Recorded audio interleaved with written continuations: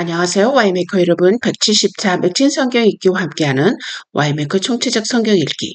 오늘은 신명기 24장, 시편 114편에서 115편, 이사야 51장, 요한계시록 21장이 되겠습니다. 통일 주제는 복을 불러오는 규정. 개별 주제 보겠습니다. 신명기에서는 약자를 돌보고 위로하는 하나님의 규정, 생활 규정 통해 가난한 품꾼과 나그네, 고아, 과부를 위로하시는 하나님. 시편에서는 주를 경외하면 복 주시는 분, 이스라엘과 아론의 집과 주를 경외하는 자에게 복 주시는 주를 의지하고 무능한 우상과 다름을 찬양합니다.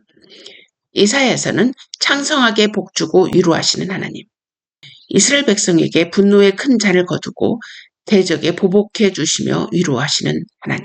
요한계시록에서는 주 백성이 되면 복받아 사망, 아픔, 밤, 울음, 눈물 없는 새 예루살렘에서 둘째 사망을 면하게 됨. 이 주제와 함께 본문 보도록 하겠습니다. 신명기 24장.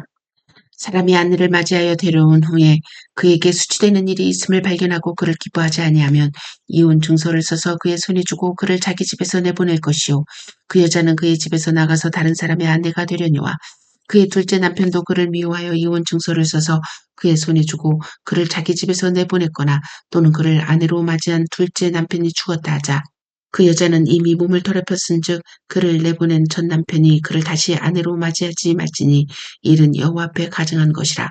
너는 내 하나님 여호와께서 내게 기업으로 주시는 땅을 범죄하게 하지 말지니라. 사람이 새로이 아내를 맞이하였으면 그를 군대로 내보내지 말 것이요, 아무 직무도 그에게 맡기지 말 것이며, 그는 1년 동안 한가하게 집에 있으면서 그가 맞이한 아내를 즐겁게 할지니라.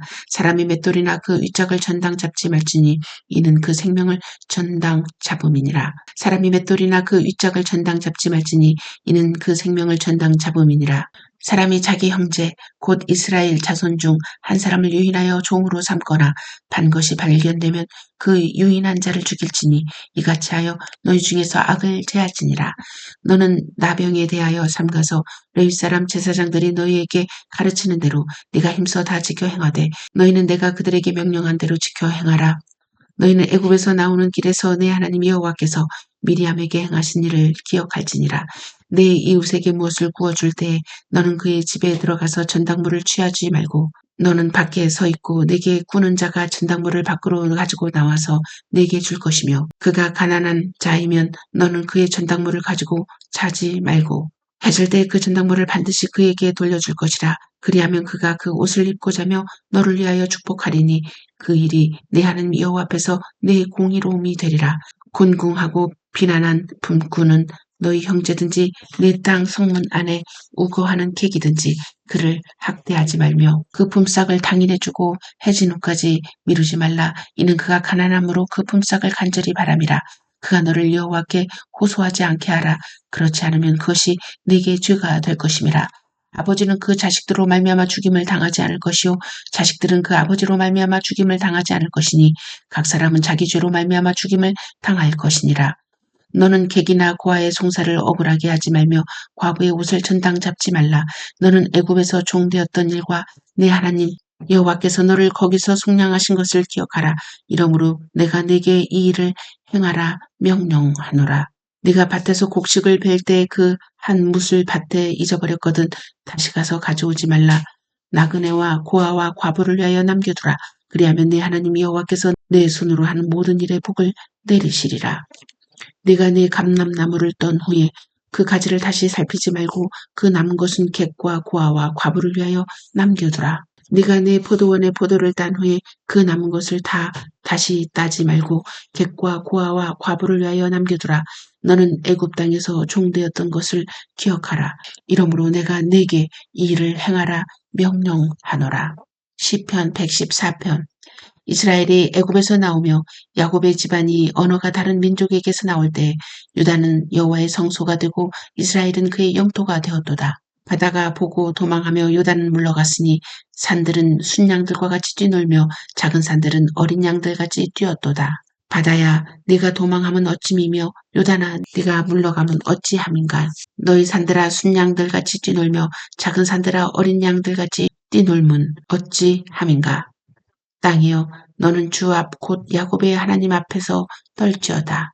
그가 반석을 쳐서 못물이 되게 하시며 차들로 샘물이 되게 하셨도다. 시편 115편. 여호와여 영광을 우리에게 돌리지 마옵소서. 우리에게 돌리지 마옵소서. 오직 주는 인자하시고 진실하심으로 주의 이름에만 영광을 돌리소서. 어찌하여 문나라가 그들의 하나님이 이제 어디 있느냐 말하게 하리이까. 오직 우리 하나님은 하늘에 계셔서 원하시는 모든 것을 행하셨나이다. 그들의 우상들은 은과 금이요 사람이 손으로 만든 것이라. 입이 있어도 말하지 못하며 눈이 있어도 보지 못하며 귀가 있어도 듣지 못하며 코가 있어도 냄새 맡지 못하며 손이 있어도 만지지 못하며 발이 있어도 걷지 못하며 목구멍이 있어도 작은 소리조차 내지 못하느니라. 우상들을 만든 자들과 그것을 의지하는 자들이 다 그와 같으리로다. 이스라엘아 여호와를 의지하라. 그는 너희의 도움이시오 너희의 방패시로다. 아론의 집이여 여호와를 의지하라. 그는 너희 도움이시오 너희의 방패시로다. 여호와를 경외하는 자들아 너희는 여호와를 의지하여라. 그는 너희의 도움이시오 너희의 방패시로다. 여호와께서 우리를 생각하사 복을 주시되 이스라엘 집에도 복을 주시고 아론의 집에도 복을 주시며 높은 사람이나 낮은 사람을 막론하고 여호와를 경외하는 자들에게 복을 주시리로다. 여호와께서 너희를 곧 너희와 너희의 자손을 더욱 번창하게 하시기를 원하노라. 너희는 천지를 지으신 여호와께 복을 받는 자로다. 여호와의 하늘이라도 땅은 사람에게 주셨도다. 죽은 자들은 여호와를 찬양하지 못하느니 적막한 데로 내려가는 자들은 아무도 찬양하지 못하리로다. 우리는 이제부터 영원까지 여호와를 송축하리로다. 할렐루야. 이사야 51장. 의를 따르며 여호와를 찾아 구하는 너희는 내게 들을지어다. 너희를 떠낸 반석과 너희를 파는 우묵한 구덩이를 생각하여 보라. 너희의 조상 아브라함과 너희를 낳은 사라를 생각하여 보라. 아브라함이 혼자 있을 때에 내가 그를 부르고 그에게 복을 주어 창성하게 하였느니라. 나 여호와가 시온의 모든 황폐한 곳들을 위로하여 그 사막을 에덴 같게 그 광야를 여호와의 동산 같게 하였나니 그 가운데 기뻐함과 즐거움과 감사함과 창허하는 소리가 있으리라. 내 백성이여 내게 주의하라. 내 나라여 내게 귀를 기울이라. 이는 율법이 내게서부터 나갈 것임이라. 내가 내 공의를 만민의 빛으로 세우리라. 내 공의가 가깝고 내 구원이 나갔은즉 내 팔이 만민을 심판하리니 섬들이 나를 앙망하여 내 팔에 의지하리라. 너희는 하늘로 눈을 들며 그 아래의 땅을 살피라. 하늘이 연기같이 사라지고 땅이 옷같이 헤어지며 거기에 사는 자들이 하루살이같이 죽으려니와 나의 구원은 영원히 있고 나의 공의는 폐하여지지 아니하리라. 의를 아는 자들아 마음에 내 율법이 있는 백성들아 너희는 내게 듣고 그들의 비방을 두려워하지 말라. 그들의 비방이 놀라지 말라. 옷같이 좀이 그들을 먹을 것이며 양털같이 좀벌레가 그들을 먹을 것이나 나의 공의는 영원히 있겠고 나의 구원은 세세에 미치리라. 여호와의 팔이 깨소서 능력을 베푸소서 옛날 옛시대에 계신 것 같이 하소서.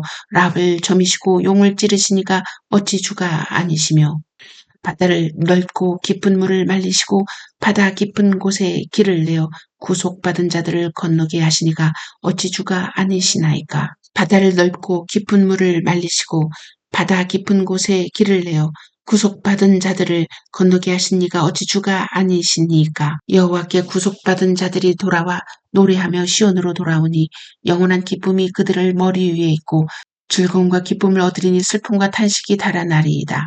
이르시되 너희를 위로하는 자는 나 곧 나이니라. 너는 어떠한 자이기에 죽을 사람을 두려워하며 풀같이 될 사람의 아들을 두려워하느냐. 하늘을 펴고 땅의 기초를 정하고 너를 지은 자 여호와를 어찌하여 잊어버렸느냐. 너를 멸하려고 준비하는 저 학대자의 분노를 어찌하여 항상 종일 두려워하느냐. 학대자의 분노가 어디 있느냐. 결박된 포로가 속히 놓을 것이니 죽지도 아니할 것이요 구덩이로 내려가지도 아니할 것이며 그의 양식이 부족하지도 아니하리라.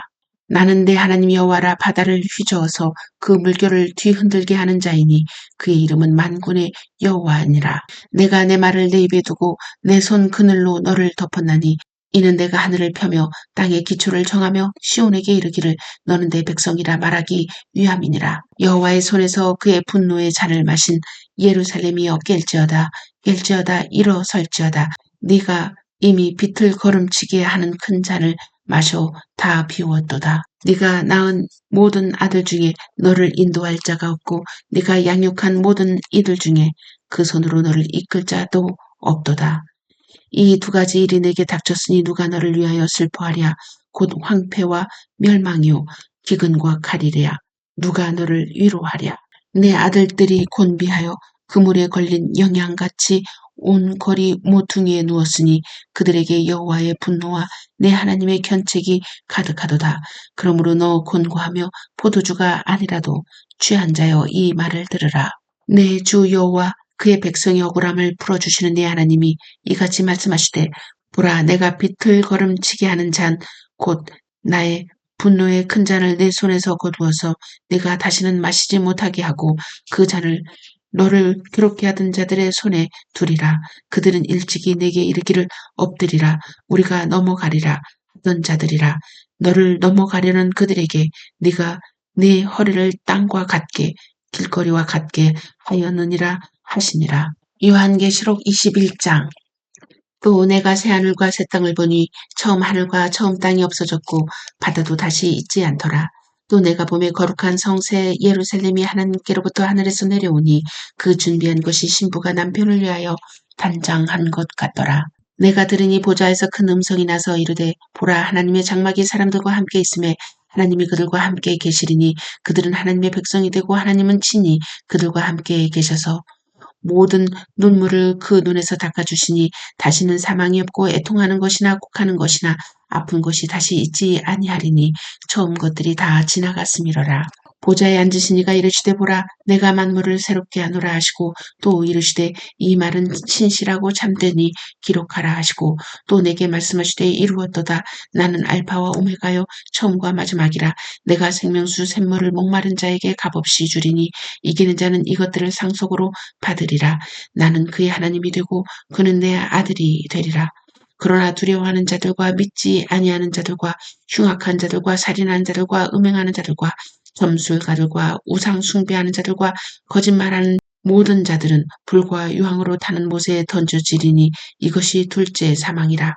일곱 대접을 가지고 마지막 일곱 재앙을 담은 일곱 천사 중 하나가 나와서 내게 말하여 이르되 이리 오라. 내가 신부 곧 어린 양의 아내를 내게 보이리라 하고 성령으로 나를 데리고 크고 높은 산으로 올라가 하나님께로부터 하늘에서 내려오는 거룩한 성 예루살렘을 보이니 하나님의 영광이 있어 그 성의 빛이 지극히 귀한 보석 같고 벽옥과 수정같이 맑더라. 크고 높은 성곽이 있고 12문이 있는데 문에 12천사가 있고 그 문들 위에 이름을 썼으니 이스라엘 자손 12지파의 이름들이라. 동쪽의 세 문, 북쪽의 세 문, 남쪽의 세 문, 서쪽의 세 문이니 그 성의 성곽에는 12기초석이 있고 그 위에는 어린 양의 12사도의 12이름이 있더라. 내게 말하는 자가 그 성과 그 문들과 성곽을 측량하려고 금 갈대자를 가졌더라. 그 성은 네모가 반듯하여 길이와 너비가 같은지라. 그 갈대자로 그 성을 측량하니 12,000스타디온이요 길이와 너비가 높이가 같더라. 그 성곽을 측량함에 144규빗이니 사람의 측량 곧 천사의 측량이라.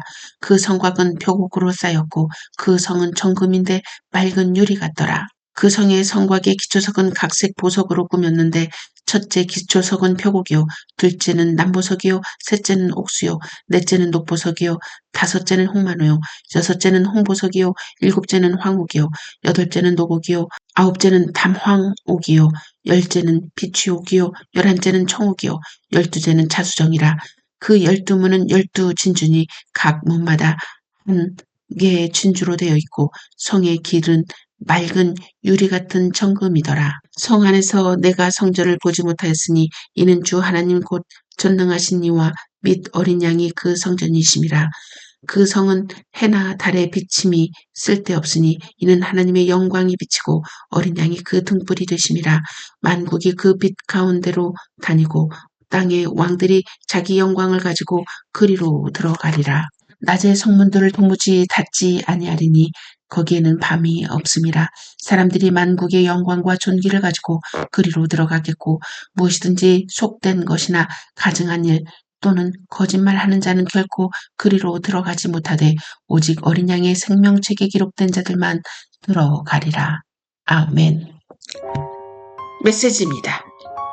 제목은 복을 부르는 통로.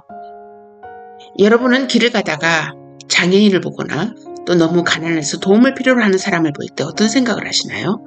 가끔 TV에서 장애를 둔 아이를 돌보는 부모님들의 눈물을 본 적이 있습니다. 자신이 죽고 난 후 아이를 돌볼 사람이 없어 하루만이라도 아이보다 더 살기를 원한다고 말하는 부모를 보면서 왜 하나님께서는 이런 일들을 인류에 허락하셨을까라는 질문을 많이 하곤 합니다. 그러나 성경은 분명히 말하고 있습니다. 예수님께서 장애인이나 가난한 자들이 존재하는 이유를 또한 그들의 가치와 존귀함을 성경은 분명히 말하고 있습니다. 신명기 24장은 다양한 생활 규정으로서 이혼, 재혼 규정과 기타 규정으로 나누고 있습니다. 기타 규정을 보면 결혼한 군인은 1년 동안 직무에서 배제되며 한가히 아내와 거주하며 아내를 즐겁게 해줘야 되기 때문이라고 하고, 두 번째, 맷돌은 생명이므로 전당 잡지 말라는 규정이 있고, 세 번째, 납치, 인신매매 방지 규정이 있습니다. 종을 삼거나 팔아서는 안 된다는 거죠. 나병, 전당물에 대한 규정, 가난한 품꾼을 학대하지 말라는 규정, 품삯을 당일 지급해야 한다는 규정인 거죠. 죽임은 자기 죄일 때만 적용해야 하는 규정이 있습니다.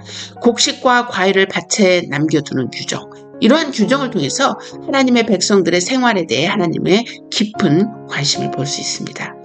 질서 있고 자비롭고 합리적이신 하나님의 생활 규정은 하나님의 마음과 규정의 정신을 배울 수 있습니다. 애굽에서 종됨을 기억하라는 명령은 객과 과부를 위해 밭에 곡식과 감람의 열매, 포도를 남기면 범사에 복을 주시는 하나님의 약속이었습니다. 가난하며 도움을 필요로 하는 사람들은 모든 사람들의 복의 통로였던 것입니다. 그분들을 복의 통로로 인식하지 못한 개인, 또 사회, 우리 교회의 모습들이 아플 뿐입니다. 시편 114편에서는 출애굽을 상기케 함으로 하나님의 감사를 불러오게 하는 시편입니다. 홍해 요단을 건너고 반석에서 물을 내신 기적은 요단은 하나님의 성소가 되고 이스라엘은 그의 영토가 되었기 때문입니다. 시편 115편에서는 하나님을 경외하는 자에게 복주심을 찬양하는 시편인데, 하나님과 아무것도 못하는 우상이 대조되는 것은 하나님은 원하시는 모든 것을 행하시는 하나님이시므로 우리가 그를 의지해야 한다는 것입니다. 하나님은 우리의 도움과 방패이시기 때문입니다. 이스라엘과 아론의 집도 하나님을 경외하면 복주시는 하나님이십니다. 우상은 은, 금, 사람의 수국물일 뿐 의지할 대상이 아닙니다. 복주심의 간구는 성도의 당연하고 마땅한 의무, 책무입니다. 왜냐하면 성도는 천지를 지신 하나님께 복받는 자이기 때문입니다. 이사야에서는 복주시고 위로하는 하나님의 의를 따르며 하나님을 찾는 자에게 믿음을 촉구하고 있습니다. 아브라함과 사라의 믿음으로 행한 것을 복주신 하나님은 그들을 창성하게 복을 주셨습니다. 하나님은 시온을 위로하고 황폐한 땅을 위로하고 광야를 에덴 같게, 사막을 동산 같게 만드셨습니다. 우리도 하나님의 말씀에 귀 기울이면 반드시 복주시고 위로하십니다. 의와 구원 심판을 행하심으로 즐겁게 창화하게 하십니다. 따라서 성도들은 종종 악인의 비방을 받을 때 두려워하지 말고 즐거움과 기쁨을 주시는 하나님을 의지해야 합니다. 왜냐하면 하나님의 구원과 심판은 확실하기 때문입니다. 율법과 공의와 구원을 만민의 빛으로 세우셔서 하나님의 팔로 만민을 심판하게 하십니다. 계시록에서는 새 예루살렘을 묘사하고 있습니다. 바벨론, 악인, 사탄을 멸망시키고 심판하신 후 새하늘과 새 땅이 열리고 거룩한 성 새 예루살렘이 하나님으로부터 내려옵니다. 사망, 아픔, 밤, 울음, 눈물이 없고 하나님의 영광만 있는 새 예루살렘을 사도 요한은 소망하게 됩니다. 그때 보좌에서 큰 음성을 듣습니다. 너희는 하나님의 백성이 되고 너희와 하나님이 함께 거하신다 는 음성이었습니다.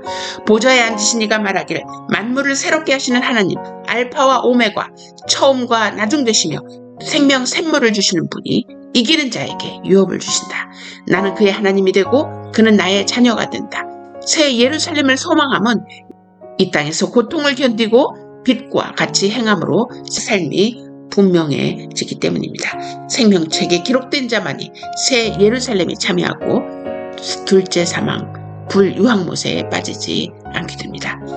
하나님께서 허락하지 않으시면 머리카락 한 줄기도 떨어지지 않는다는 말씀을 믿습니다. 모든 것에서는 하나님이 의도하신 계획과 목표 그리고 의미가 있습니다. 왜냐하면 하나님은 그렇게 만드실 수 있기 때문입니다. 자동차의 가치와 의미 그리고 목표가 자동차를 만든 사람에 의해서 결정되듯이 우리를 보내신 장소, 위치, 상황이 내가 주도한 것이 아니라면 하나님의 계획과 목적, 의미가 반드시 있다는 것입니다.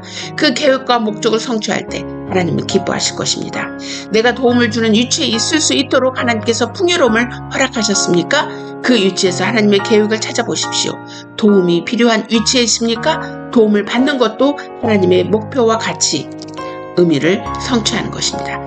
마치 이스라엘 백성들에게 가난한 자들, 객들에게 맡겨 그들로 하여금 하나님의 백성의 복의 통로가 되게 부르신 것처럼 그들은 이스라엘 백성의 도움을 받을 때 그들의 역할을 하고 있는 것이었습니다. 그래서 우리는 어떤 사람도 우리의 기준을 가지고 평가하고 진단하여 결정하면 안 될 것입니다.